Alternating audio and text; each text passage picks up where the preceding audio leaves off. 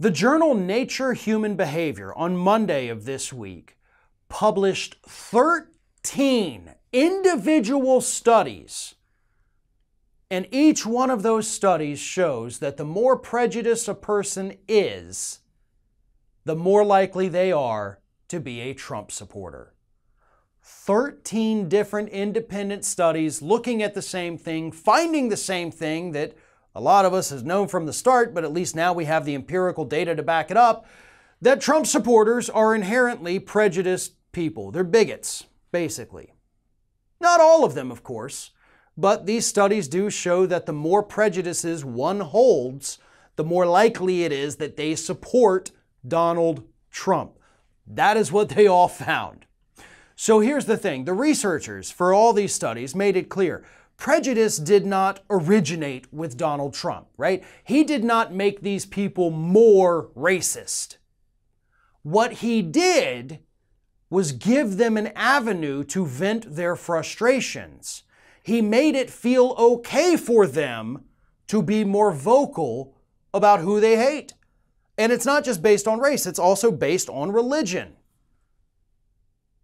And again, they're very clear. These people held these beliefs long before Donald Trump showed up. Okay, prejudice existed in this country forever and probably will continue to exist forever. Donald Trump didn't, I guess you would say, increase it, but he did amplify it. He made people, these studies say, okay with voicing their frustrations at political correctness and why can I not say this word? Why can't I say this word? Why do I have to use these kinds of pronouns? It makes me sad and angry to have to respect other people, basically. So there you have it.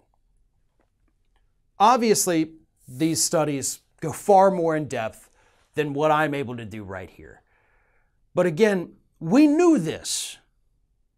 It's just nice to have the empirical data to back up what we had all basically been watching unfold for the last 5 years. Donald Trump makes bigoted people feel like they're welcome, feel like their hatred and prejudices against other people are valid. And that's the problem, the feeling of validation that he gave them.